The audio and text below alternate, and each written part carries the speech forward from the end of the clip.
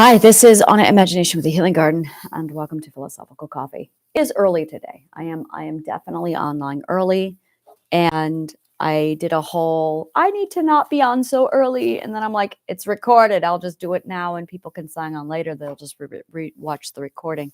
So I was writing a couple articles. I've been up since 3:30 today. I couldn't sleep, and I was just in a massive amount of downloading information. So I wrote some articles. And during the article, I'm going to go ahead and pull this up here. During the article, I came upon three topics. The first one was expanding reality. And I went, oh, holy shit, we're definitely talking about that today. And then the other one was your own time and the subjectiveness of time. And then the other one is a conversation I had this morning on point of origin. And point of origin versus your U of I is going to be a massive thing that I love the work that I did here. And we're going to go ahead. I'm trying to figure out which one I want to start with. I'll start with the point of origin because that's where I left off when I'm like, all right, I'm going to go live. And I really want to continue that thought process now that it's here. It's extraordinary. So I was walking my son through some basic first perspective, how to build up an undefined self, which is a lot of problems that people have is I don't know who I am. I don't have the answers. I don't know. Now, some people, I've walked them through the process and they've gone, oh, I do have this. Other people legitimately don't know. You're either in a category of you know and you don't know, or you know and you do know, or you don't know and you don't know. So wherever you are in this is useful for it. This is exactly it. So I was breaking down how to rebuild. And basically I started off by explaining you have your basically back to that first and second perspective. And imagination comes from your identity. It comes specifically from your hippocampus. And the larger your hippocampus grows, the more imagination you have. Likewise, imagination grows your hippocampus. Trauma shrinks your hippocampus.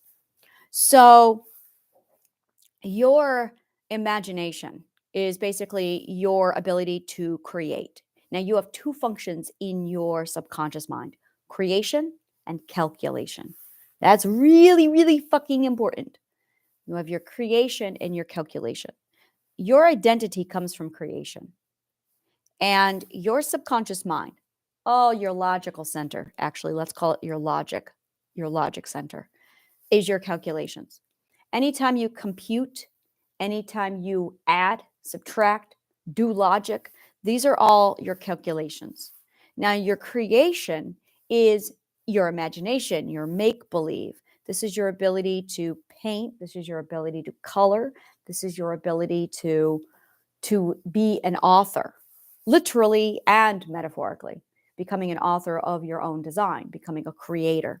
So either you are, and a lot of people struggle. Some people are real solid on the creator or they're real solid on the calculation. You really need to be both. And this is really I'm going to die saying this, integrate everything. You need a balance of both. Now, there's also another piece here called faith. Faith in this sense is faith or trust in your ability to calculate and do. Without faith in your own self to calculate and create, you're going to be dead in the water. And this is going to be another massive, you're going to be imbalanced. Everything requires 3 to get a proper coordinate. You need 3. Point of origin, x-axis, y-axis. So in the brain, your identity acts like your point of origin. In fact, it is. Your logic center is your x-axis and your faith is your y-axis. And when you combine these 3 things together, you have your coordinate. So when you lack an identity, it's a massive, I feel lost. I don't know who I am. And that's where you drift through life because you have lost your coordinates. So to redefine your point of coordinate, what has happened is this occurs basically in your first and second year of trauma. Your first year trauma is when you are traumatized while inside your comfort zone. This is for people who were beaten or abused while in their safe space. This is for people who were beaten or abused in the bathroom. This is for people who were severely abused or beaten inside the home. It's really a process of my comfort zone is not safe. And that's where addiction really comes in. This is where we escape or use dissociation as an attempt to escape the comfort zone because the comfort zone isn't working. The other type is people who are abused in the adventure zone.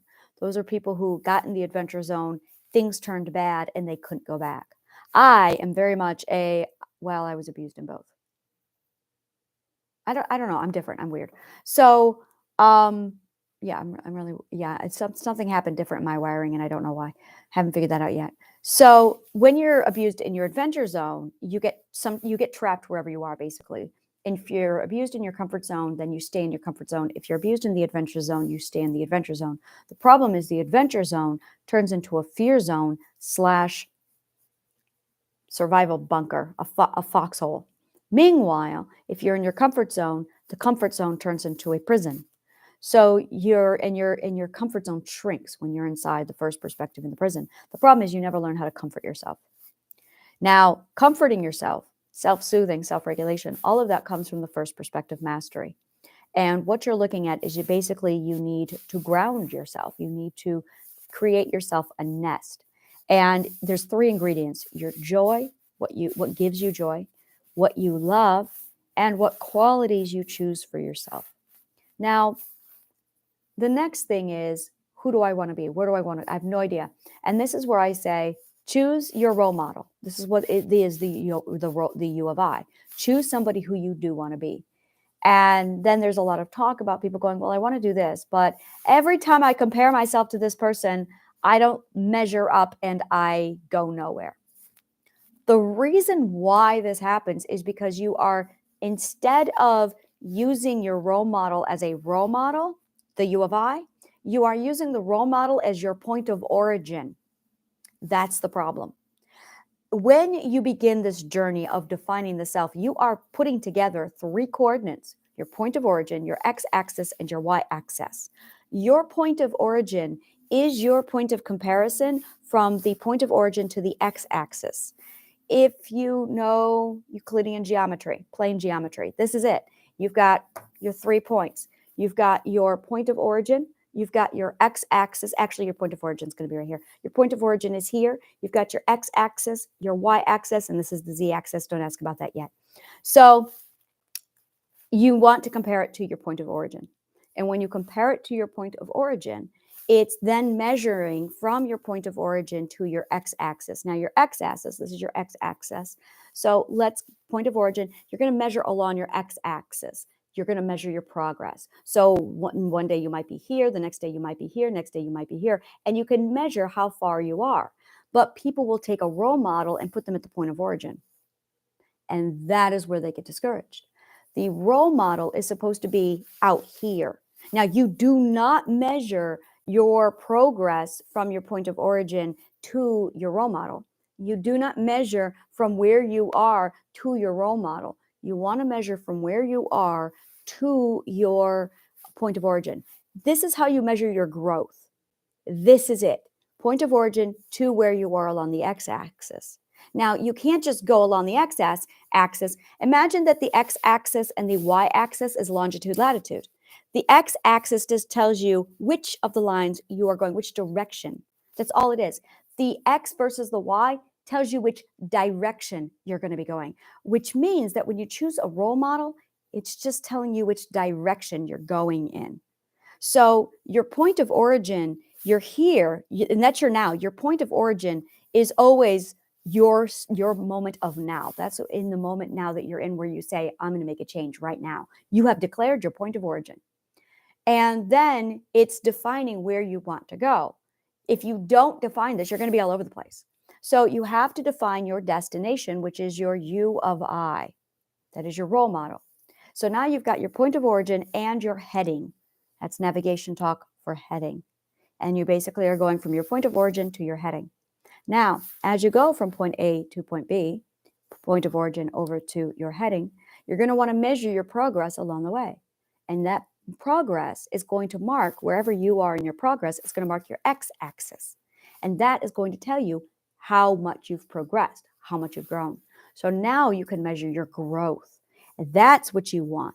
That's what gives you hope. That's what gives you proof of concept. But what people end up doing without realizing it is they take their role model U of I, they use it as their point of origin, and then they go, oh, I'm discouraged, and they quit before they get started because they're overwhelmed and discouraged. And that's not what you were supposed to be doing. Comparison is a vital tool to measure your growth. You're supposed to do it. However, a lot of people don't understand that what they've been doing wrong is using a role model for a point of origin when they need to be using their own present self in the now as a starting point for the point of origin. It's like when you decide to lose weight and you weigh yourself on a scale on day one. What is your starting weight? That is your point of origin. That's a great analogy. That's it right there. That is it exactly. Your first initial weigh-in on day one of you losing weight is your point of origin. You're not going to sit there and compare yourself to a supermodel. Good God, don't ever do that, please. You're not going to sit there and compare yourself to your best friend. You're going to compare yourself to your starting weight, your point of... Psychologists who are watching this, can you please use this analogy for your patients? This is phenomenal because this is a huge miscomprehension in their heads where, and I had this, a lot of people have this, where they confuse point of origin for the role model.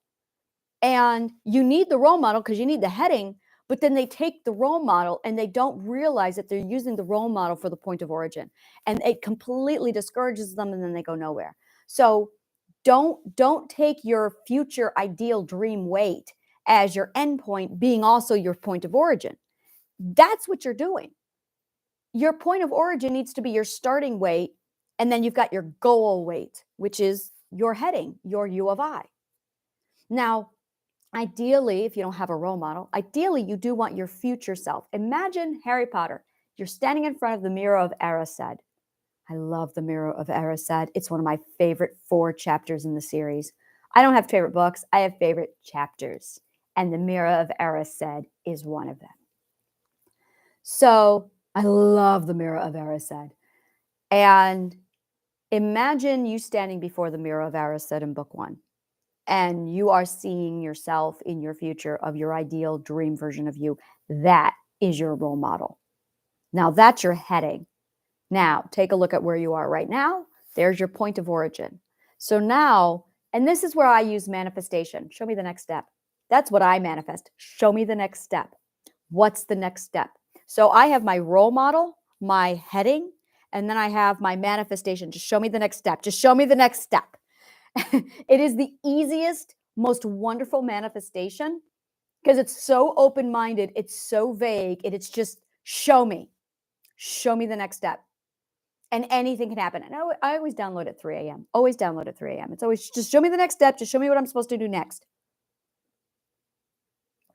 So I manifest the stepping stones of my goals. So after you have, let me go ahead and grab this. I have the article started. This is not going to be an article. This is an actual lesson class, how to build yourself from nothing. Traumatized in the first perspective. You have your point of origin, and you're going to want to choose your 3 chosen qualities: joy, love. You want to assign your role model, define your point of origin, and then you're going to use your x-axis to measure your growth. And that's really from where you started. And that's really this is how you measure growth. This is it really is. It's the just get this in your head deep. Measure your growth. It's not, there's where you are now, where you want to be, and then measuring your growth. And that's really what this is. And choosing your qualities, you can go online, I have to do this. I really need to just sit down and write up a list of qualities, and then do it. This is where you use the first compass, and then utilize the first compass. Now I'm going to go ahead and put the first compass in here now. The first Philosopher's compass. And let me go ahead and grab that here. And I will put the link down below so you can follow along. Here's my add media.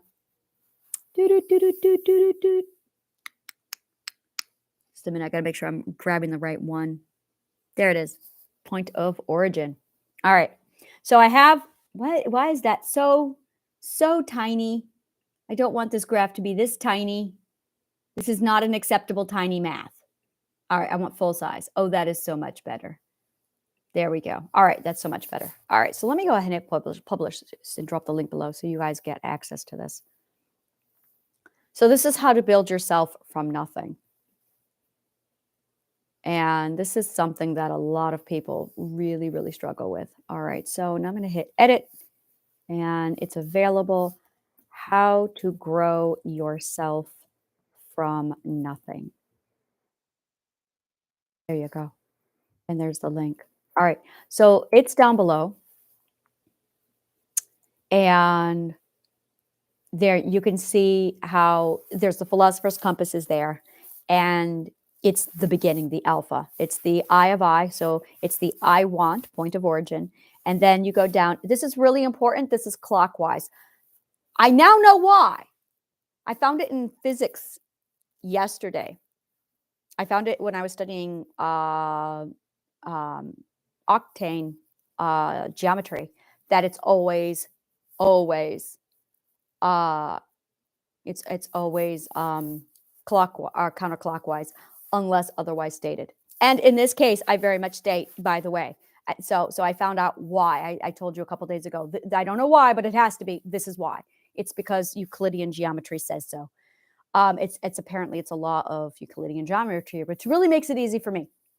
So that is a perfect example of I felt it first, and then I found the law, and I went, oh, there it is. That is exactly what I mean by it's there. So basically, the laws of geometry, the laws of physics are pulled from intuitive logic, and then it's this process. They're put through proof logic, and then it's supposed to be put through proof logic. The original authors put it through proof logic, but there's a lot of work that's not being done that way today, which is why we have some errors. From around the 1960s, 1950s, I started to notice that a lot of the science is not going through logic first. They're skipping that part. And sure enough, when you start skipping it, you get gaps and holes, which is why Einstein was wrong on a couple parts, is because he admits it. He was not good at math. And that's why sometimes his work is not 100%, is because he's not using logic. He's going right into the physics and the math. Physics and math is great, but it really needs to be stable on logic. So you have I want, point of origin, and then in this particular diagram, it's going to be clockwise. And then you go down to the I do. So you do what you want, and you measure from your point of origin to your goal, what you do. And then you become it. And as you become it, it defines who you are. I am. And so you want your list of qualities. Excuse me. I'm in the process of finding a decent list of qualities. I found one that was really thorough, except it had a lot of really toxic things in there. Like, I want the quality fear of God. And I'm like, oh my God, don't do that. So I need to find a proper list of qualities to put in here. And then choose what gives you joy and what you love. Do what you love, and what you love should give you joy. If you're not feeling joy when you're doing it, it is not your thing. And this is another thing that a lot of people do, is they'll do half-assed things. TV is really responsible for this. It's not what they want to do. It's joyless, but they'll do it anyway because they're bored and they don't know what else to do. So they default to TV. TV is like a default joy sucker. And I knit when I watch TV. I'm a huge, I'm going to put it here, beware of the default television watching joy sucker. Watch out for this, because a lot of people will watch TV not realizing and they don't enjoy it, but they just do it because they don't have anything else. But if you supplement it, like if you enjoy doing Sudoku or crossword, if you enjoy doing painting or knitting, do it when you're watching TV. Multitask here. And that's what I do, is I have the stories going while I knit. And then I will pull up my work and I'll write, or last night I was working on mathematics while I was watching Supernatural. So to find your point of origin, use your x-axis to measure your growth from where you started. Oh, one moment.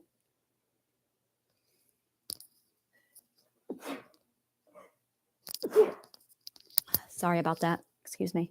Use your XMS to measure your growth from where you started. Utilize the philosopher's compass. I want, point of origin, down to the I do, and then I become, and then you have a new point of origin, I am. And then the I am, this is the preliminary. And I'm going to put this down here. This is the, oh no, I don't want it there. I want it over there. This is the preliminary for why? Why won't it do? Why won't it do? There it is. Okay. So this is the preliminaries for starting your journey through the 12 ethical stages of growth. You cannot go through the 12 ethical stages until you get to the second and then the third. And then you got the pattern. Once you have the pattern, then it's automatic from there. So there is your, there you go. So there is, if you look at the link down below, you can see what I'm working on. This is the Blackboard for today. Traumatized in the first perspective. How to rebuild yourself from nothing. That is what we are focusing on today. And then symptoms of being traumatized. Symptoms of traumatized in the first perspective. So how do you know if you were traumatized in the first perspective? And we're going to go over that. The first one is addiction. Addiction is big. The second one is eating disorder. Third one is pedophilia. I hate to say it, but I know that there's a lot of people out there who struggle with that and they look for help. They want help, but yeah, there's not a lot out there to help them, just hate them. So addiction, eating disorder, pedophilia, and then the other one is self-mutilation.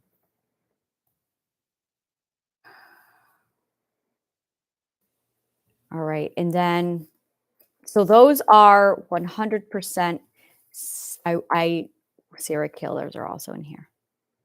Fucking horrible, but serial killers also. Kidnappers are here and serial killers.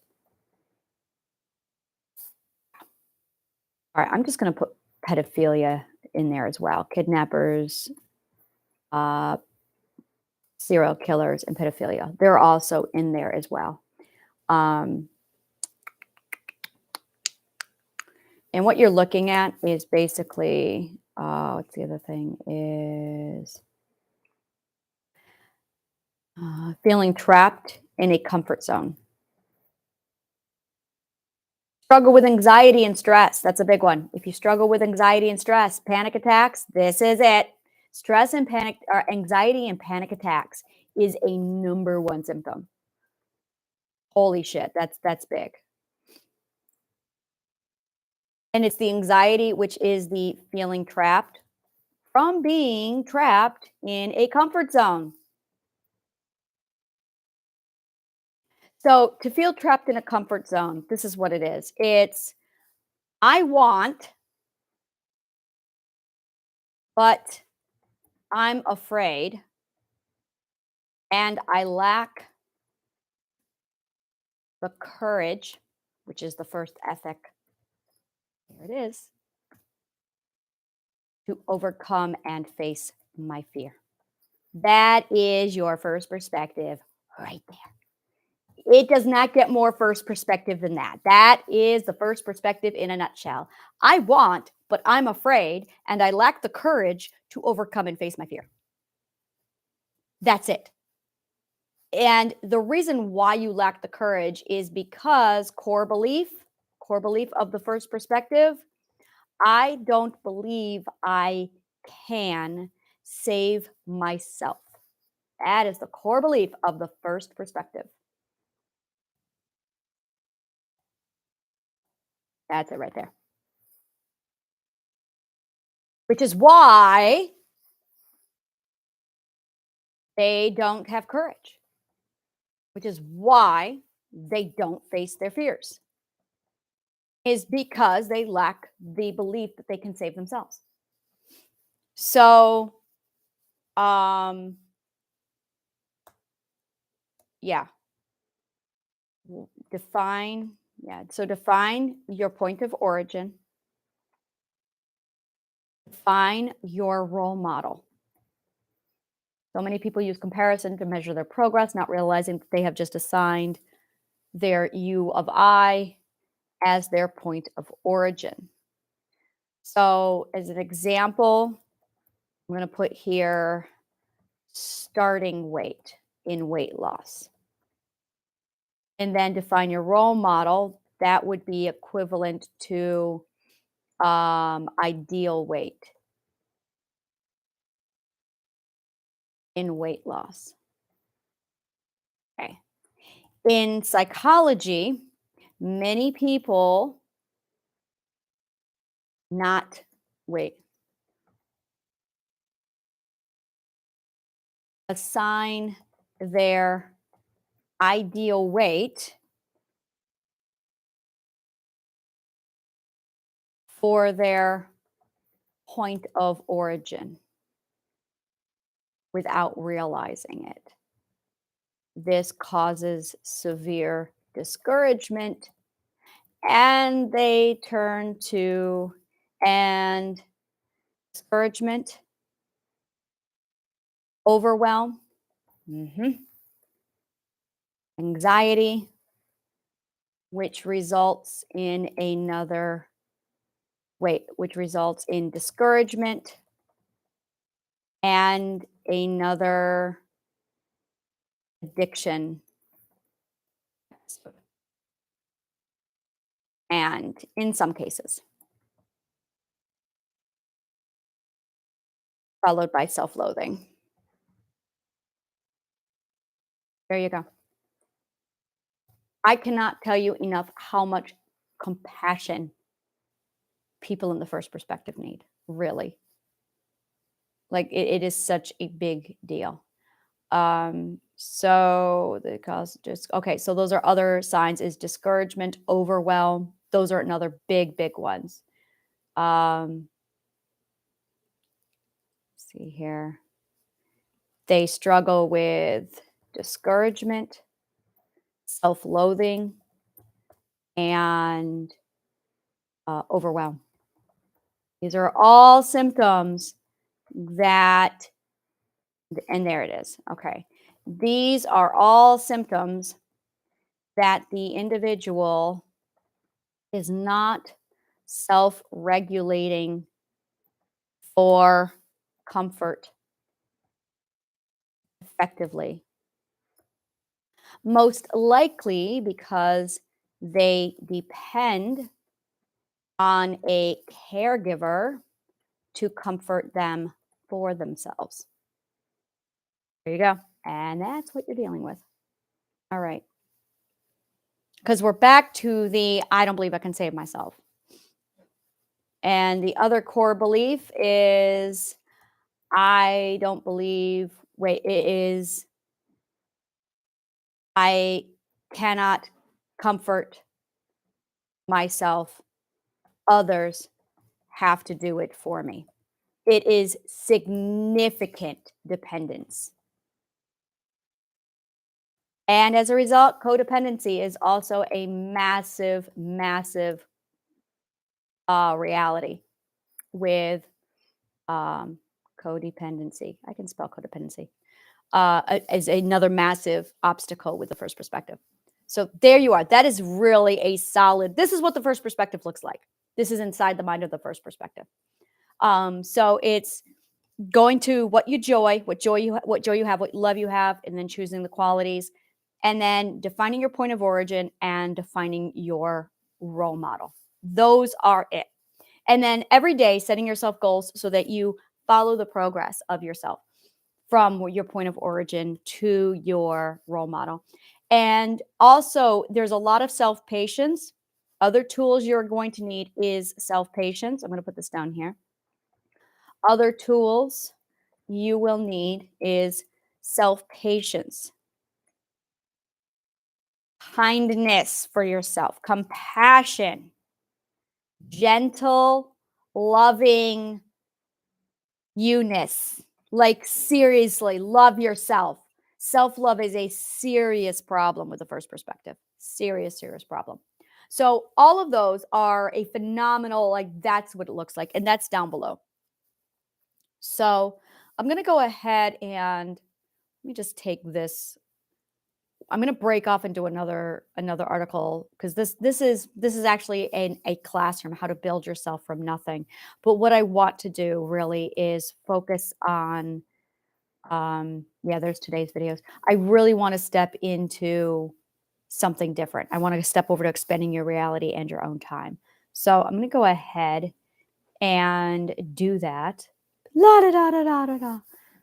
And I'm going to do another blackboard. So because expanding your reality is a whole nother topic, and time. Time is so much fun. I love time. So let me go ahead and just get this all plugged in here, and then I'm going to publish it. And this link is going to be down below. So if you want to continue with this one, oh, what's this going to be? This is going to be da da da da da da da da. Yeah, this is going to be philosophical coffee. All right, there we go. All right, so this is expanding your reality in time. Let me get the link here, and I'll share it down below so you guys can follow along. And then I'm going to change subjects for you guys. Close, edit. All right, and the second blackboard is right here. So this is for expanding reality and your time. All right, so I was writing this article today, and it was like the summation of, oh, I understand where everything's going. So everything's getting integrated. Literally, everything is integrating, and it's going to be integrating over the next 10 years. And I refer to this as the great integration. And that's really what's going on. It has another name for it. And well, I'll be blunt. The other name is the rapture, the end of days. It's just the integration. It's this massive integration. All the spirituals, all the faith, all the religion, and all the science are all adding up to the same final point. It's all coming together. I'm at a point now where I opened up my feed. I follow science, physics, the hadron, CERN, the hadron particle thing over at CERN. So I'm always like I also follow archaeology, any news, any updates with archaeological findings, Rome, and any changes in linguistics, and of course, psychology and philosophy. So I'm going through this thing. I follow all of the things. So I'm going through this feed, and last night while I was watching TV, I got like 10 articles, and every article was from a different area of science, all saying they found something new. They found something new. This is groundbreaking. They found something new. Yep. And it's awesome. It's really, really awesome. It's at a point where I'm going, come on, guys, figure it out, figure it out. I'm rooting them on because I'm like, come on, connect A to B. And what's happening is they're merging. All the sciences are merging, and all the faiths are merging, and all the faiths and all the religions and all the science is merging. It's just a great integration. And that's basically it. I wrote an article this morning where I explored the great integration. And basically we are looking at the end of prejudice, which is a big, big thing to say, but I'm going to explain it here in a minute. It's not going to go down without a fight. Yeah, we're going to fight for our prejudice, basically. And that's what the apocalypse is. It is the fight for our prejudice. Now, I'm going to get off of the apocalypse talk because it makes me feel uncomfortable. It really does. I don't like talking about it because there is so much rhetoric. There's so much religious stuff around it that it's like, it's not the end of days. It's the end of this reality as we know it.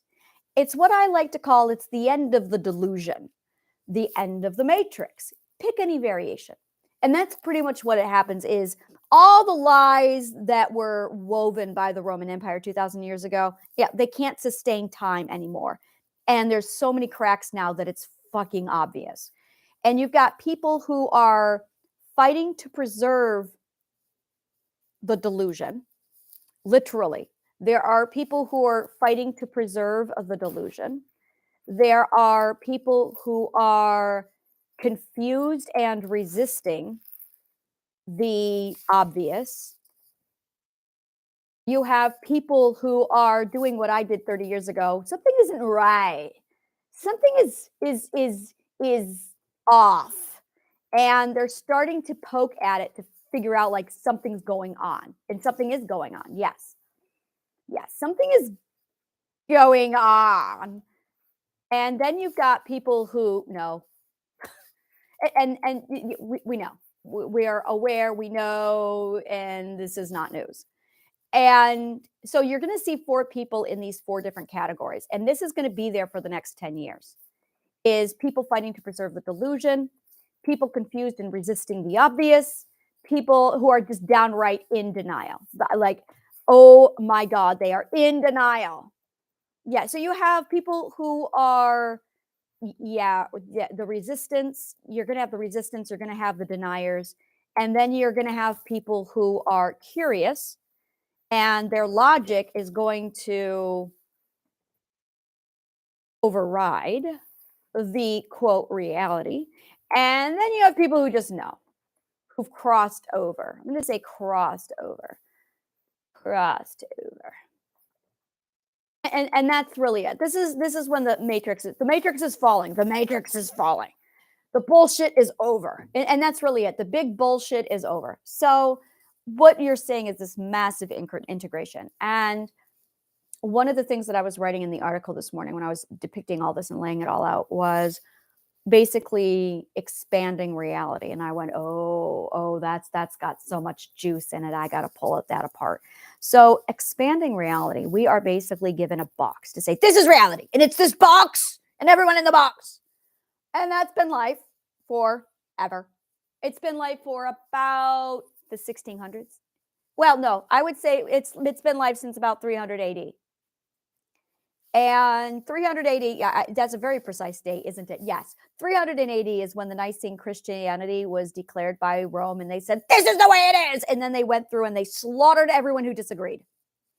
Get in the box or you die. Literally, that's what the Spanish Inquisition was. In case in point.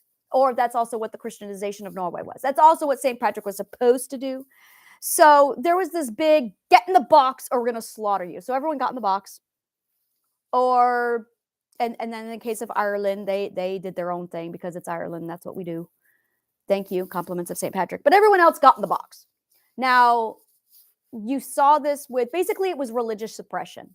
Really, that's it, is you saw this massive amount of religious suppression. We know this. This is not new.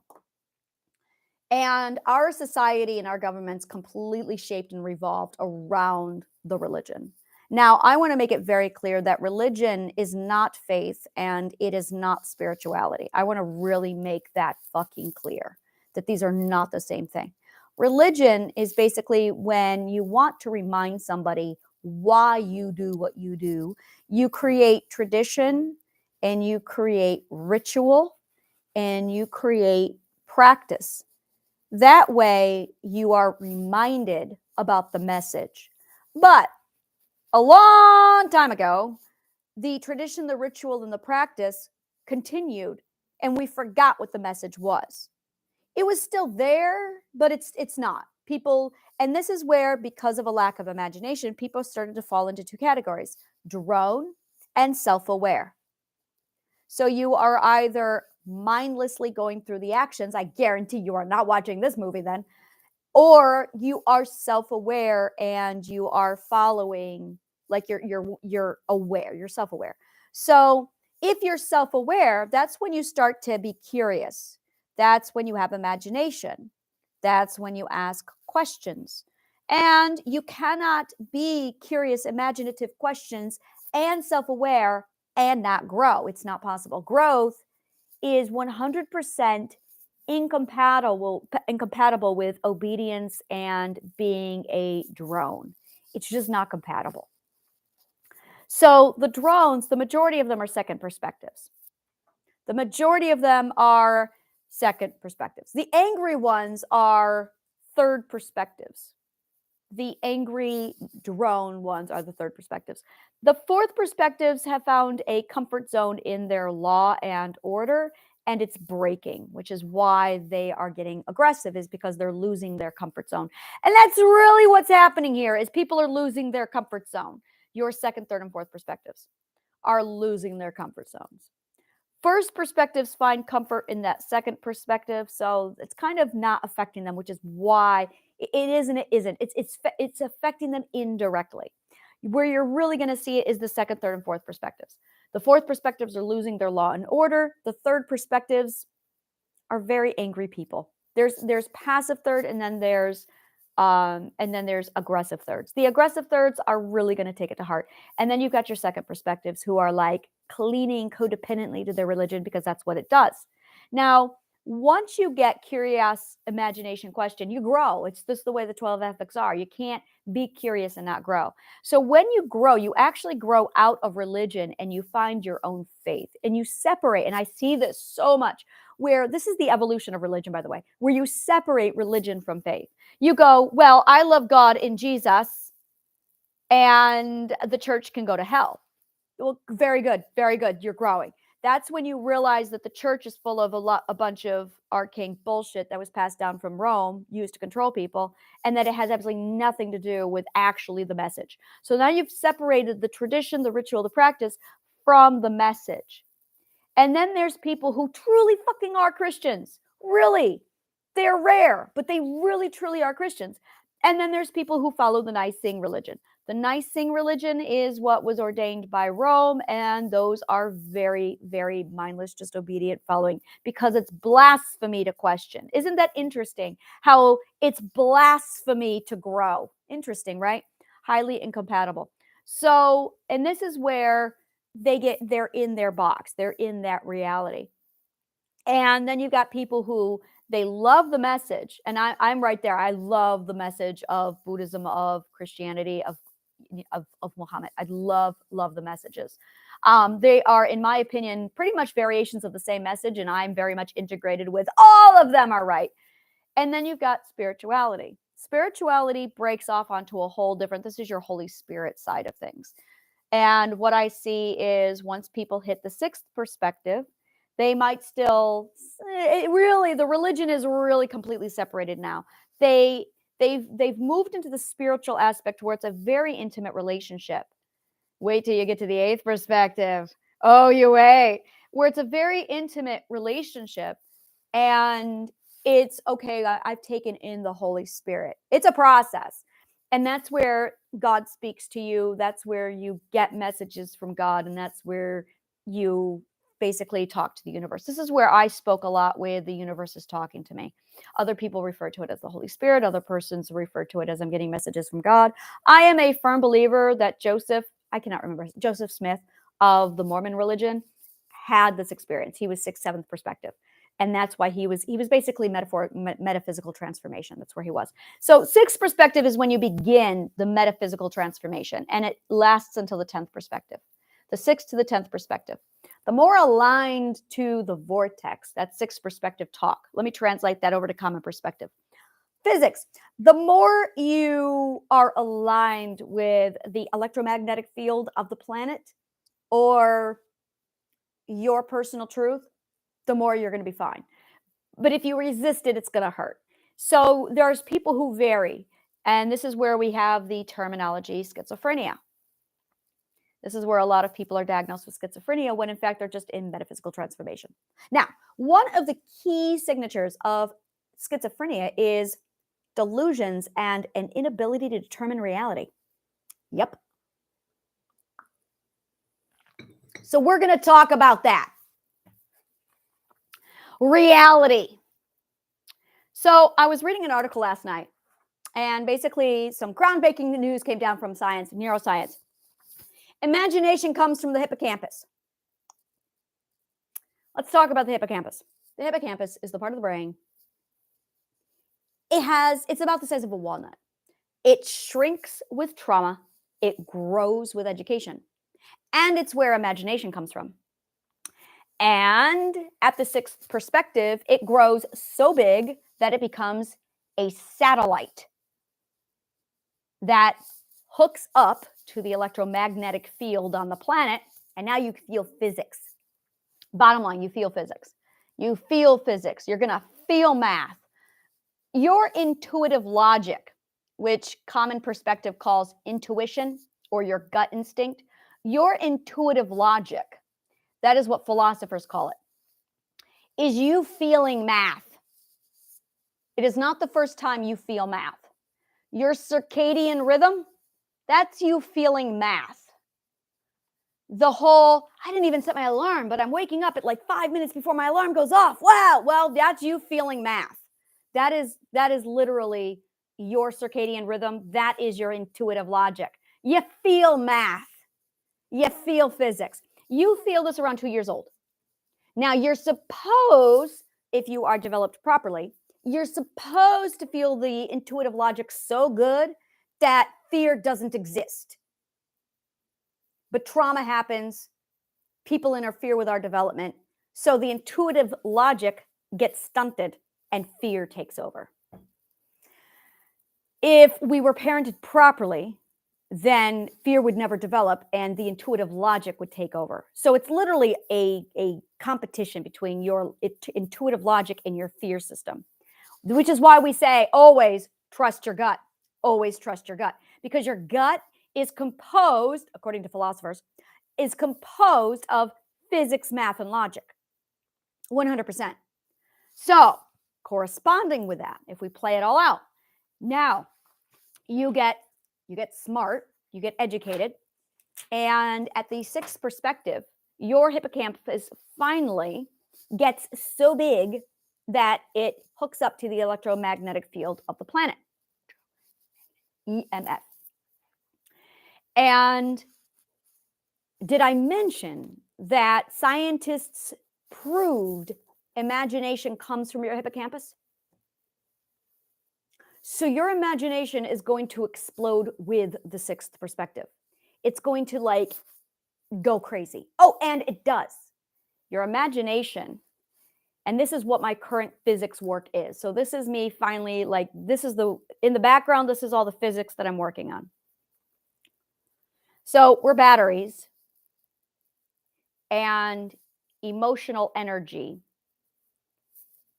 is basically your body producing positive and negative and neutral charge. Now, I believe that the body doesn't produce neutral charge. I believe it produces positive and negative, and that they cancel each other out to create neutral charge. But I'm still working on that theory.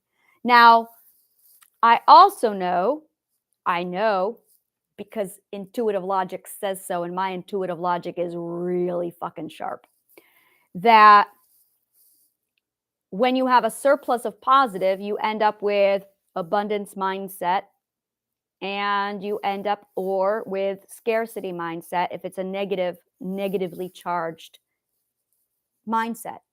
This is what I refer to as your emotional mental environment. And when you have your emotional mental environment and it is primarily positive or primarily negative, that's going to have an effect on how you process your belief system. And it's going to reflect optimistically or pessimistically, depending upon whether or not you have a surplus of positive charge or negative charge in your system. Where do positive, negative charges come from? Your feelings, your emotions, actually, not your feelings, your emotions. Your feelings come from your intuitive logic, love. Your emotions come from your brain. That comes from all of the reactions that occur throughout life. Feelings are a catalyst. Emotions are reactions. How's that for science? Feelings are catalysts. Love is a catalyst. Emotions are reactions.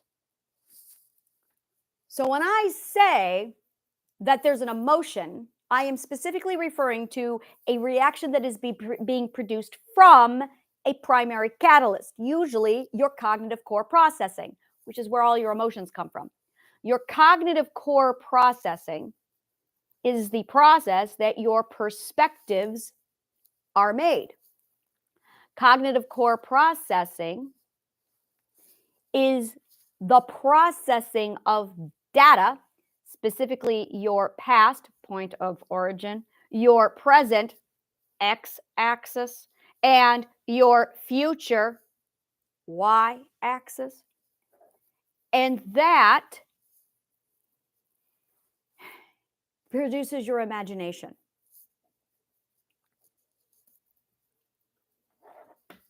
Because of your imagination being involved in this now, with you imagining your future via love, which is your dreams, which is your your y-axis. And also,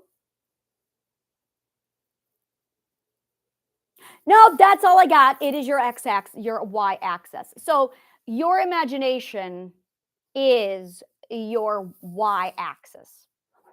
Now, let's hop, skip, and a jump on over to the hippocampus, which is now getting enlarged because you're thinking and you're growing intelligent, and now it's hooked up to an EMF.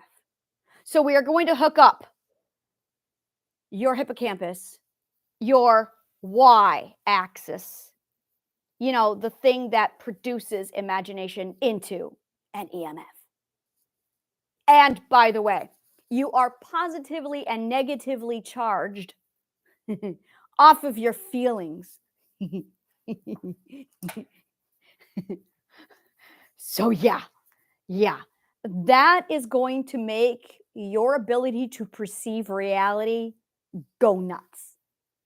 It's going to go fucking nuts. Now, your perspective is,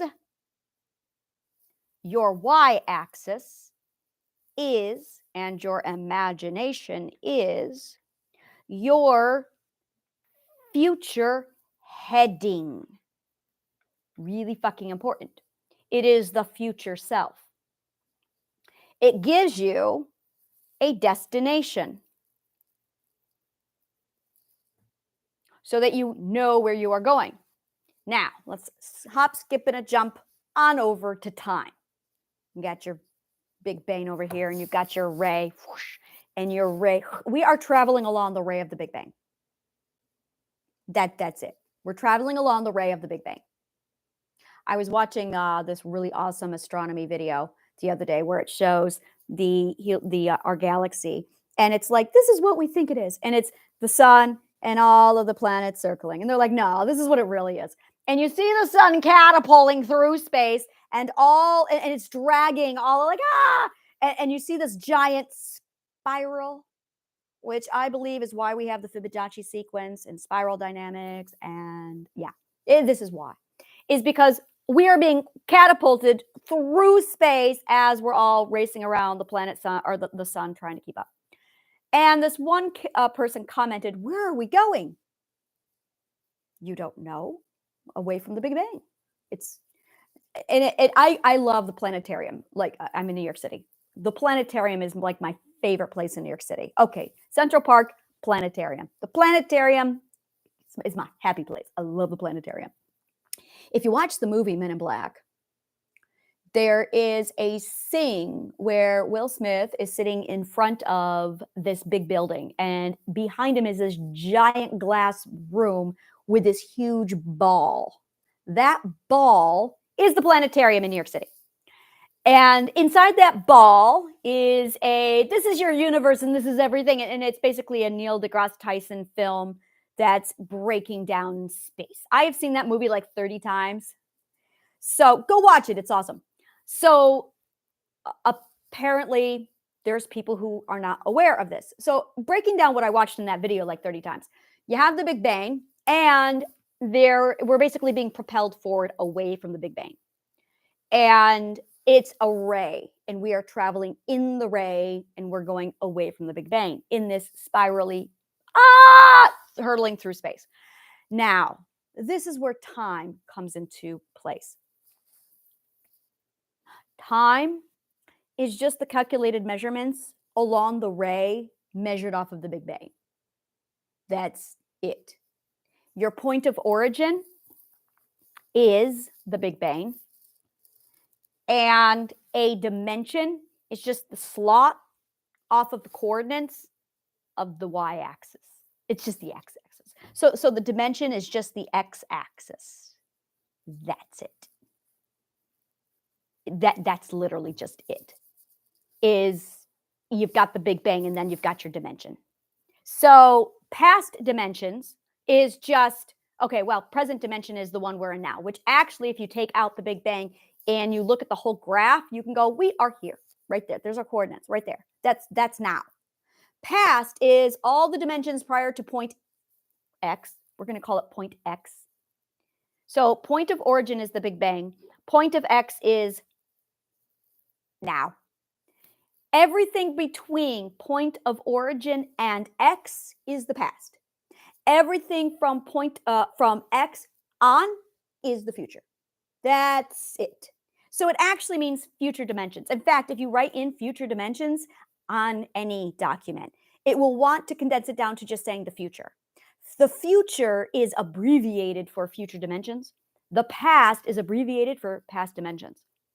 This is why. Now, our y-axis is our imagination. That's our future. This is part of our coordinates. Our point of origin for the self is our past, who we once were. This is how I figured out the philosopher's compass. And then our x-axis is the now, our present, who we are now. And then the y-axis is where are we going? Our future. And then that gives you, because you have your point of origin, your x-axis, your y-axis, your new point of origin, which is, why are we here? Your purpose. You have to have a motivator. You have to have a reason. You have to have motive. So it's not just a, where are we going? What is your destination? We also need to know why we're going there. Now, once you have those 4 questions answered, you've got my philosopher's compass. But once you have all of those questions answered, you have your coordinates. Now you've got, you know who you are. You're not lost anymore. And you've got, you literally have direction in life. This is the difference between drifting through life and having direction in life. Knowing who you are, knowing what you're going, knowing what your purpose is, knowing why you're here. It's all of it. The less you know about your coordinates, the more closer you are to suicide. So, incentive. This is really fucking important shit. If you lose your coordinates, then shit substitution comes in. Substitution, which I call an emotional prosthetic. This is where we pull from other people, we bring them in, and we use them for our coordinates because we've lost ours. Because we don't know how to get our coordinates back, we substitute with emotional prosthetics and we supplement. The past, the present, and the future make up your story, which is why I say your story health is a huge part of this. You have to use logic to define your past and your present. You must use logic to define your past and your present. You also require a mathematical formula in order to predict your future, which is point of origin plus x equals y. That's it. So you need your past plus your now to define your future. But people don't know how to calculate for x. Because you don't know how to calculate for x, because you don't know how to solve for x, that requires logical proofs. This is what I mean by your logical health. So once you define for x, this is all on my website. You can do this. I'll give it to you here in a second. And then you have your defined point of origin, you're set. You can solve for y, which is determining your destination. Now, time. Every one of these dimensions has its own frequency. So, and which dimension you are in is going to be determined by which perspective you have. Your perspective is what moves you along further into whichever dimension.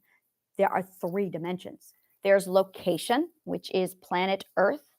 There is time, and then there is your abstract perspective. Now, your abstract perspective is going to provide you with a frequency, let's call that frequency x squared. Okay? So you have the, oh, you know what? We're going to call it M. I want to use M. So you have location, time, and your abstract perspective, frequency M. Let's assume for a minute that you have in the common perspective frequency, the frequency is M. But in the fifth perspective, it's M squared. And then in the sixth perspective, it's M cubed. And then in the seventh perspective, it's M to the fourth power. How far do you think it's going to go? Now, if the world is currently functioning at fourth perspective, and it is, with a frequency of M, you can be a fifth perspective at an M squared, and you can you're all right. But if you get into like, the 10th perspective, 7, 8, 9, 10, 4, 5, 6, 7, it's going to be M to the seventh power. You're going to fucking feel it. I am a huge believer, and I'm currently working out the physics formula to prove it, that somebody with ADHD is actually a 10th perspective who's living at the frequency M7 being forced to live at an M4 or at an M frequency. And as a result, because, oh good God, it hurts them because they are not aligned in the frequency with which they live. So your frequency is absolutely a huge, huge factor on which perspective you live in addition to your own time, because time moves at a different rate along each one of these things, each one of these dimensions. Furthermore, the further away from the Big Bang we get, the faster time goes. Fun fact, this is where time gets very, very subjective. When you are born, you know how fast time goes? Or, I'm sorry, how slow time is? And then as you get to be 30, you're like, oh my God, is it the next year already? And then we're 60 and we're going, oh my God, it's so fast right now. I blinked it. That's because point of origin is your birth, and you are at a certain location in relationship to the Big Bang, to the current now, your X ratio, your X axis. That's where you are now. So when you are feeling time, you are comparing the rate of growth from your point of origin, your birth date, to where you are now. And it's going to be a different time, which is why the older you get, time speeds up.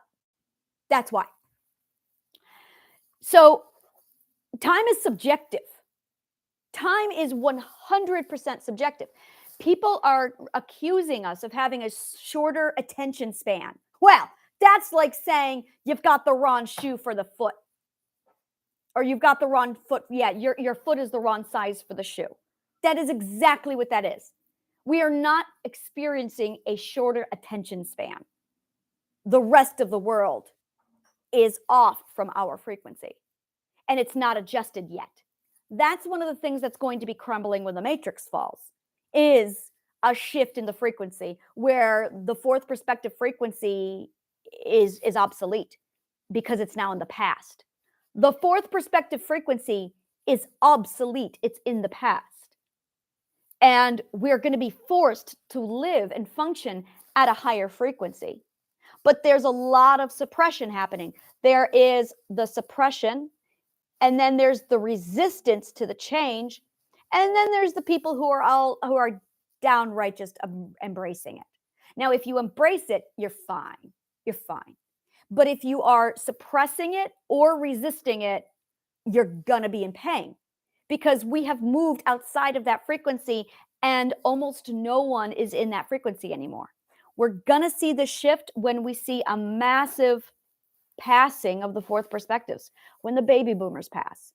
When we see that we saw a massive birth rate when they came into the world, we're going to see a massive passing when they pass, or a massive shift when they pass. And that is really what's going to change a lot. I just needed to add something here. I just had another, that's it right there. Oh, let me find my document here. Yeah. I have a timeline, and I just got a bit of information with that. I know where that's going to happen. And that is going to happen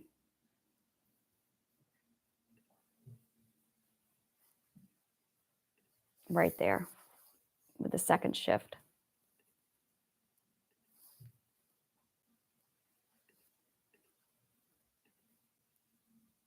No, it's going to happen here.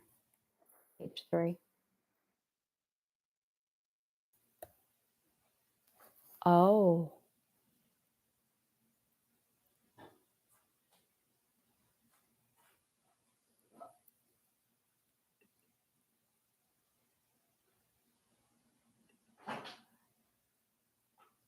It's going to happen between the 3rd and the 4th stage. And that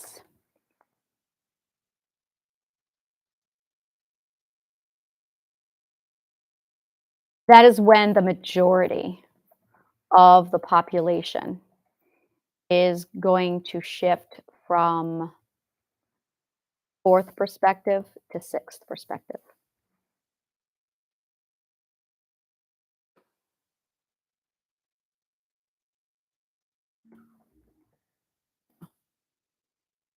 That's going to happen at the end of stage 3 into stage 4. That's a huge marker. And that's one I can actually sit down and calculate properly. 20 years. There it is. I have a date. Finally, that's the first date I've been able to actually calculate. 20 years. There it is. Which is going to put it to 2044. I finally have a date.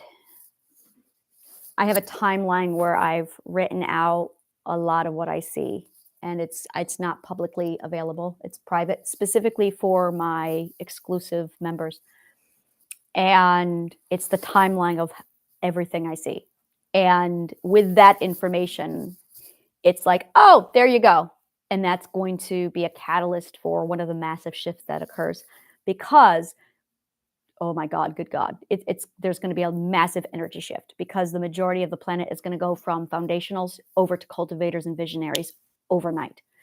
And it's going to create a massive shift in the electromagnetic field, because you have all of those hippocampuses, all of that energy suddenly exiting.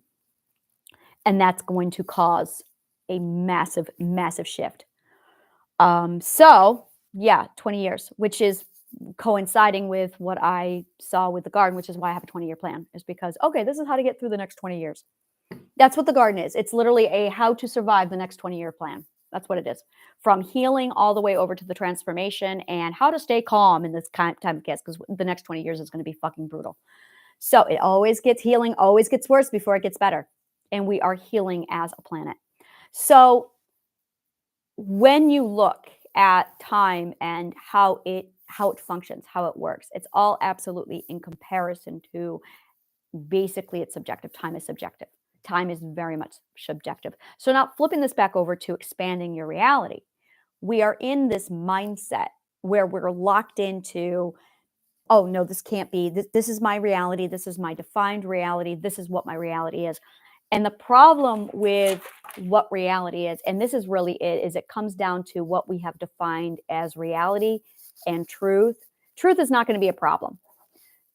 Truth is easy. And I'll tell you why. Is because the only people who are closed-minded about the definition of truth are second perspective religious people. Only them. Everybody else has a very open-minded opinion about what truth is. I have spoken to scientists, attorneys, the courts. The courts know that truth is subjective. That's why we have 12 jurors and a process and the court systems, because they know that truth is subjective. You're not there to determine guilt or innocence. You are there to determine peer relativity, peer relatability. That is what you're doing, is it's peer relatability. Oh, you're not being judged for whether or not you're guilty or innocent. You're being judged on whether or not you're relatable to your peers. Your guilt and innocence is not what's on trial. Absolutely not. Every fucking attorney will tell you that. They want to know if you're relatable to the 12 jurors who are judging you, because are you peer relatable? So it's not at all about guilt or innocence. They don't give a shit about that shit. They don't give a fuck. That's why the court systems are the way they are. That's why we have who we have in prison, is because guilt and innocence is not what's on trial. They don't give a fuck if you're guilty or innocent. What they care about is, are you relatable to your peers? Which is why we have the jury selection that we have, is because they want to know if you're relatable to your peers. So everyone knows that truth is subjective. Scientists, lawyers, judges, philosophers, psychologists. The only one who thinks that truth is not subjective are the religious people who are adamant that their religion is the right one and they want to cram their truth down your throat. They are the only ones who are arguing that truth is not subjective, because what's in it for them? Because they have incentive. They're trying to sell you something, their religion. So they're the only reason why the definition of truth is not agreed upon, is because you have religion involved, because you have people who are trying to sell you religion involved. That being said, reality has been defined by X. Our society has defined X. Leave it to Beaver has defined our reality. I'm not impressed. God, I need to never say those words again. That's my father all over. So there's your leave it to Beaver reality. That is the archetype of the American dream, is the reality. That is the archetype. That is the idealized, boom, that's the reality. We all have to try and achieve that. Everyone needs to sit down and have family dinners every night. Dad has to have the 9-to-5 job. Mom has to stay at home. And we've been shifting away from that, much to the chagrin of a lot of traditionalists. I'm going to call these people traditionalists. So we have a lot of those people those are the ones who are resisting. Actually, they are suppressing and resisting. And then you have the people who are just downright resisting. And I want to give those people a big hug.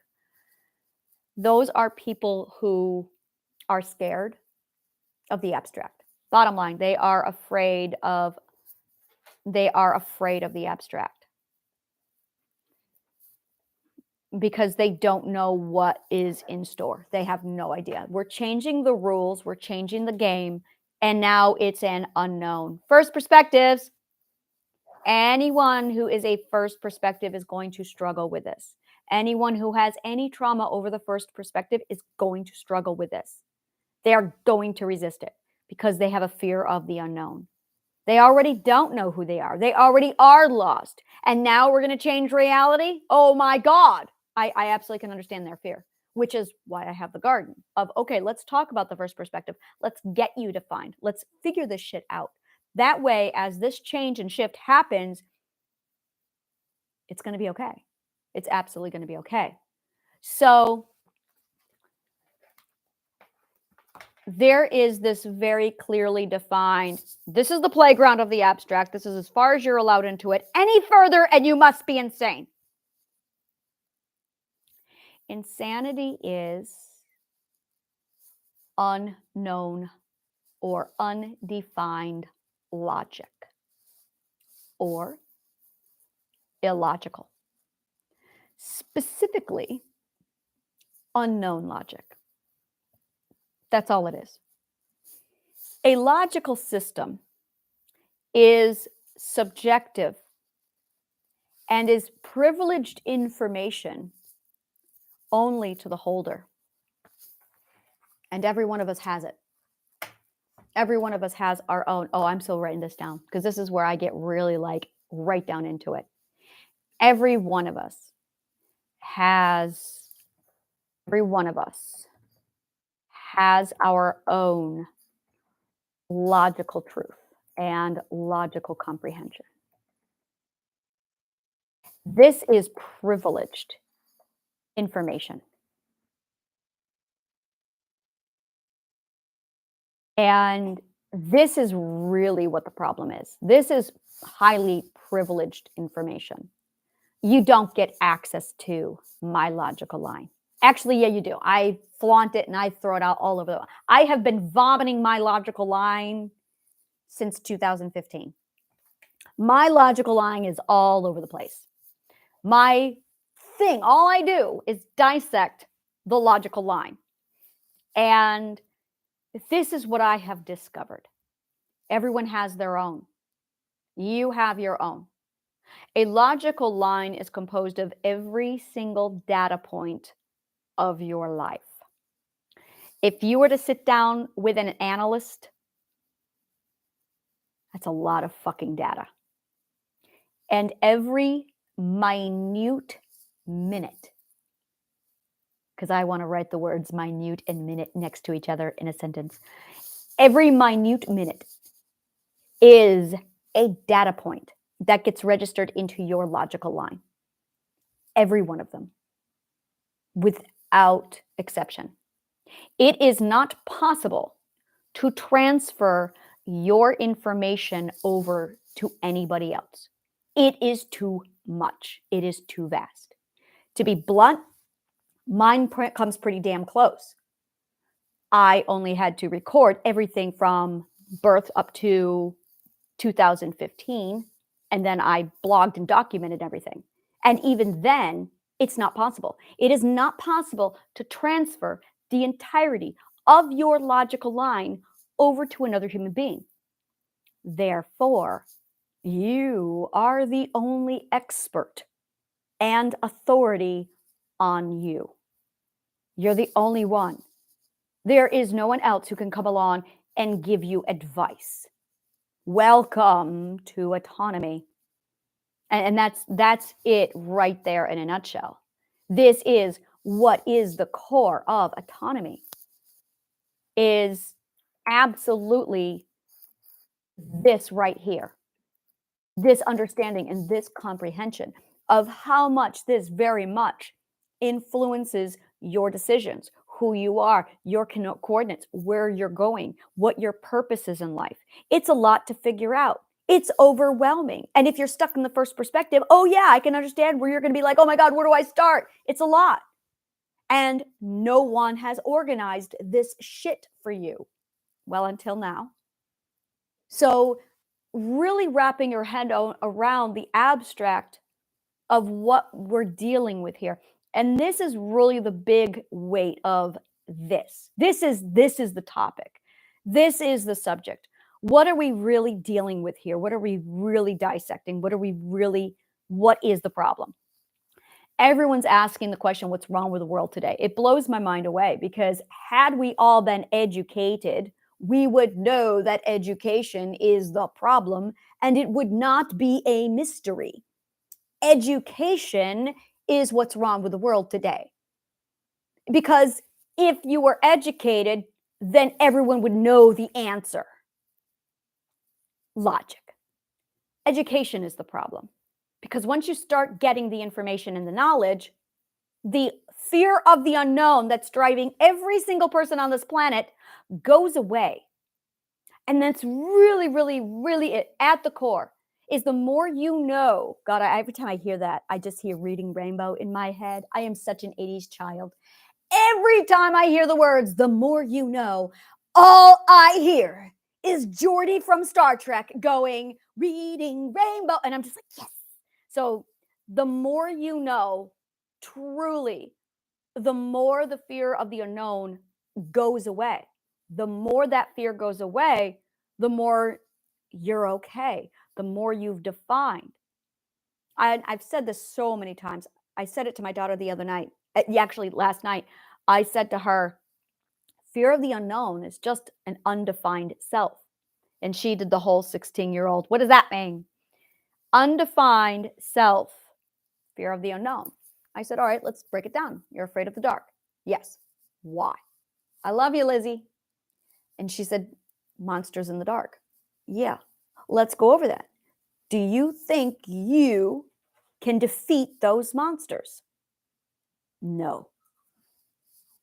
You don't think, you don't know, or you don't believe you can defeat X, because You have an undefined self. You have to win and defeat the monsters, proof of concept, in order to know that you can defeat the monsters in your dark. It's metaphorical dark. And until you defeat the monsters in your dark, you don't know who you are because you lack proof of concept. You don't get proof of concept unless you have the courage, first ethic, to get your butt into the second perspective and embrace vulnerability. That's a big ask, I know. Then that's why there's so many people stuck in the first perspective. Is because what you're really, really facing is vulnerability. Oh, fuck, damn, is that big. You've got this massive, this box that we live in. And for some of us, the fear has infiltrated the box and it's suffocating us. That's what a panic attack is. And for others, it's the I want to get out of the box, but you want me to confront my undefined self. You want me to prove to myself that I can, and you want me to take on vulnerability while I do it? Yeah, that's right. That's right. That's why you need courage. First ethic, courage. That is exactly why. That is the only thing that's going to get you through that. Courage. Holy fucking shit. It doesn't mean that you're not afraid. It means that you are bored and you are so uncomfortable with comfort that you have no choice now but to exit left. But as soon as you make that exit, you have got to take on your own vulnerability, your own fear. You've got to face it and you've got to defeat it to gain your proof of concept. It's a big ask. It is a big fucking ask. I call it an adventure. I don't call it a fear of the unknown. For me, it's an adventure. It is an opportunity. And this is the difference between a positively charged emotional mental environment and a negatively charged emotional mental environment. The negative charged emotional mental environment will see fear, will see the risk, and will see danger, and will have doubt. We're right back to that faith. We're right back to that doubt. You have to have faith and trust. Ironically, courage is the first ingredient of trust. And then when you venture out, it is, ooh, look at that, adventure to venture. I love cognates so much. They're my favorite thing in the world. When you venture out and you see it as an opportunity for growth, when you value the growth more than the comfort, it's suddenly a completely different mindset. It's a completely different perspective. So that you want it, you seek it, you're driven to pursue it. It is the pursuit and the thrill. Adrenaline junkies have no problem with this. The reward is you gain proof of concept. And this is really the lesson to be learned from all of this section here, is you're going to hit a point where you're going to feel overwhelmed. You're going to feel tired. You're going to feel like, ugh. And that is when you use your boundaries. And boundaries are not the words you say. It is not the confrontation. Boundaries are the denying of access to you, and it is the retreat. Cowardice is not retreating, that's self-preservation. You retreat back to your comfort zone. You recuperate, and then you go back to the adventure zone again. And when you learn that balance of how to regulate your discomfort with adventure and retreating, that's the formula. That is truly, truly the formula. Imagine that your comfort zone is your point of origin, and your x-axis is your adventure zone. The y-axis is your final destination, is your goal. Now, if you try and do this in one huge shot, which a lot of people do, they don't know they're doing it, but this is what they're doing, is they are at their point of origin comfort zone, and they think, oh, I'm going to run to my y-axis and I can't return until. That's not true. You are not Bilbo in the Shire. It is not go to Mordor, Frodo, and you cannot come back until. It's not that at all. It's not, you are not Frodo. No, you do not have to do this massive epic journey to get to the y-axis. And this is what we don't have in our heads. We really have this Frodo delusion. I'm going to call it the Frodo delusion, compliments of Tolkien, where we have this thing in our head of, oh, I got to take the ring to Mordor. No, you are not taking the ring to Mordor. You are really not. You go out a little bit and then you go back to your point of origin. You go back to the Shire. You go back out, you adventure some more. And then when you're uncomfortable, you go back to your point of origin. So you're supposed to toggle this. We never learned how to toggle this. This is why we have trauma, is because we never learned the toggling. This is self-regulation 101. This is how it's done. Is you're supposed to learn how to rejuvenate yourself in your comfort zone, or better yet, learn how to do comfort zone on the road. And then you can go out, you adventure. And then when you get too bogged down, you get to that point where, okay, I'm going to retreat now. And that's when you use your boundary. That's when you deny access and you retreat back to your comfort zone. And then you go back and you do it again. And it's just the repetition of comfort zone, adventure, boundary, comfort zone, adventure, boundary. And when you get into that cycle, you become more and more sensitive to it. You become more and more sensitive to it so that you are so tuned into it. And this is the best part. When do you use your boundaries? Listen to your intuitive logic. Your intuitive logic is what's telling you, hey, you need to get back to your comfort zone. Your intuitive logic is loud. My God, is it loud? If you know how to listen for it. And it's just your gut instinct. And it's 100% accurate all the time. So you're at this point where you're at your point of origin. You're not going it alone. You've got Sam. You've got your intuitive logic. Yeah, Sam is very much your intuitive logic. Oh my God, is it? So that as you venture out into the adventure zone, I'm really loving this analogy. While you're venturing out into the zone, you've got that intuitive logic saying, hey, you need to rest. Hey, you need to go back. Hey, you probably are experiencing too much. Look for and this is where I'm going to write this down on the blackboard. This is very much what the clues are for this. This is it right here in a nutshell. What are the clues for when you really need your boundaries? You need to use your boundaries and head back to your comfort zone when you are uncomfortable. You should never be uncomfortable unless you choose to be. Just because you are in the adventure zone does not mean you should be uncomfortable. Under no circumstance should you be uncomfortable. If you are tired, if you are hangry, my daughter has the worst case of hangry I have ever seen. I have ever seen. We're oh my God. Oh my God. She has the worst case of hangry I have ever seen in my life. Like I'll be in a hole. What is going on with you? And then 10 minutes later, she'll be sitting there eating, going, I'm sorry. That was hangry? Like, oh my God, it's vile. Her hangry is like a whole nother level. It's golem. So you're uncomfortable if you're tired, if you're hungry, if you're overwhelmed. Oh, overwhelm is a big one. If you are overwhelmed, you need to go back to your comfort zone. Now, if you're already in your comfort zone, you're not utilizing it properly.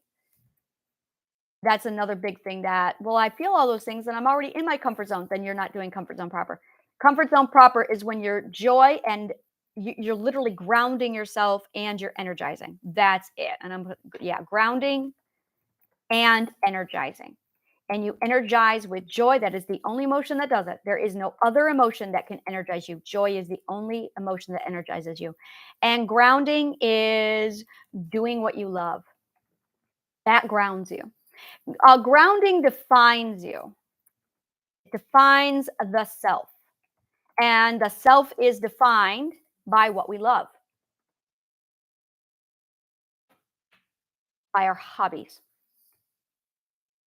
For instance, when I play the piano, oh, that is a me fest. And that's it. It's your me fest. That is your grounding. It's your me fest. If you love baking, if you love cooking, that is your grounding. It is literally a thing that you do that reminds you of who you are. That is grounding. And energizing is joy. Ironically, what grounds you should give you joy. So if you just go back to your comfort zone and you do what you love and it gives you joy, oh, you're fine. You're absolutely fine. So that's if you're in the comfort zone and you're doing it properly. So then when you're out and you're adventuring, you are actually entered into a state of exploration. You are in a state of learning, of open to receive, which is vulnerability. That's why you are vulnerable.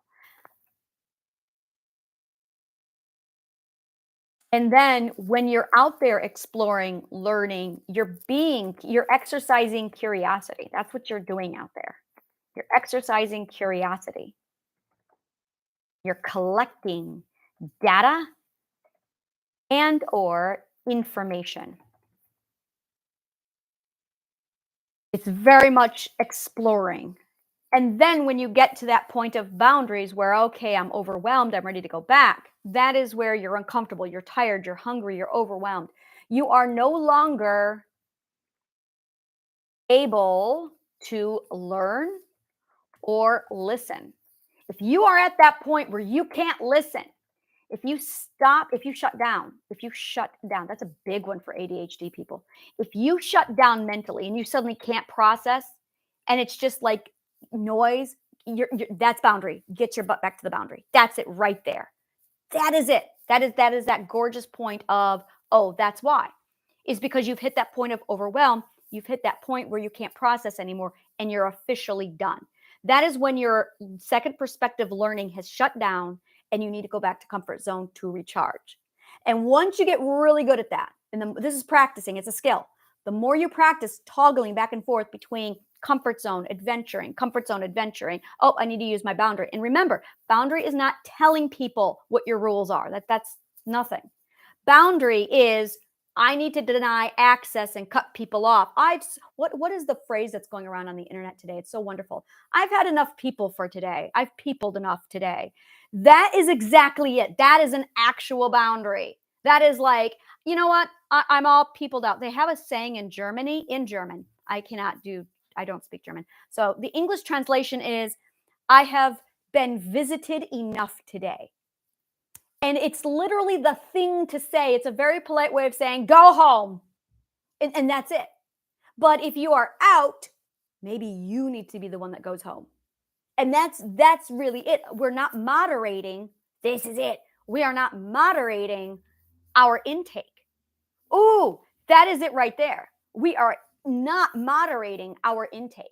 This is absolutely intake moderation.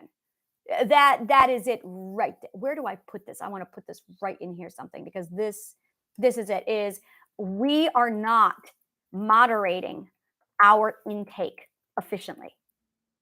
And because we are not moderating our intake efficiently, we're not, and that's because that's when you need a boundary. Now, throw in trauma, we most likely grew up in an environment where that was not allowed, or we were punished, or we were called selfish. Oh my God. I loved using I was very good at this when I was a kid. Like my brother's being an ass, I'm going to go to my room. Oh, I remember one day, oh God, this was like prominent memory in my core memory. I walked out of my room. It was probably the first time in a year, true story. First time in a year I had walked out of my room. And I walked out. My brother made some dipshit comment, and I turned right around, went back in.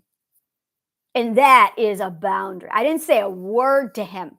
It was just walked right back in my room. Like, nope. He couldn't be civil. So, and that was it right there. That is boundary. It's, do I allow them access to me? You are a privilege. Really get that in your head. You are a pearl. Cast not your pearls before swine, and you are the pearl. Do not give access to anybody who is not going to respect you. Bottom line, it's a privilege to have your audience. And really, this is the core of it. You are a privilege. Anyone who has access to you is a privilege to them. And it's really, when you adopt this mindset, it's a game changer, because suddenly you're evaluating people. Is this person qualified to gain access to me? Yeah, it's arrogant. Yeah, it's confident. And yeah, it's because you now have self-value. It's actually very healthy. This is what we're supposed to be like. Otherwise, we get traumatized and abused and allow people to just walk all over us like doormats. And this is why, is because we have not learned self-value. So when you have self-value, with that self-value comes privilege of the self. Oh, you want access to me? Well then, do you qualify? And when you start really putting that around the concept of who has access to me, who has quality to me, who's allowed to be around me, now you can start using your boundaries. So when you're out and you're mingling and you're socializing, if you have people who are commenting and talking to you, are you allowing them access to you? Look at your social media. Are you allowing just anybody to talk to you and message you? Why are you doing that? Like, and again, we're back to the vulnerability. When you are out and you are exploring, remember, you're vulnerable. And this is something we are not aware of this, is when you are out and about and you're adventuring, you are open to receive. You are vulnerable. It's also at a time when you are able to absorb. Pay attention to how you feel, because that's your intuitive logic. That is 100%. Your feelings are your intuitive logic stepping in. How are you feeling? Are you feeling dirty and disgusting and exhausted and sad after you touch Facebook? You shouldn't be on it. That is your intuitive logic saying, yeah, that's not feeling good. You shouldn't do it. Does it feel right? Does it feel good? And does it give you joy? And if you can't say yes to all three of them, you shouldn't be doing it. If it feels right, that's your ethics. That is 100% your ethics telling you that what you are doing is ethical. If it feels good, that is 100% your intuitive logic telling you that this is pleasurable and this is keeping you safe and it's building up your identity. Without that, it's damaging to your health and it's not healthy. Does it give you joy? Why would you do it if it's not enjoyable? Why? Why would you ever do anything if it's not enjoyable? If it's enjoyable, it's energizing you. If it's not joyful, it's not going to energize you. It's going to drain you. So if you're hanging around with people who are not a joy to you, they're going to drain you. If you are hanging around with people who don't make you feel good, it's because they are causing damage to your logical core. And if you are doing something that doesn't feel right, your ethics are screaming at you. Your identity, your ethics, and your intuitive logic are all that matter. Your beliefs conform logically to your identity, your intuition, and your ethics. So when you solidify your identity, your ethics, and your intuition, you're set. Everything else conforms to those three things. Everything else does. Yeah, everything is subjective. Thank you so much for your audience, and may the kindest of words always find you.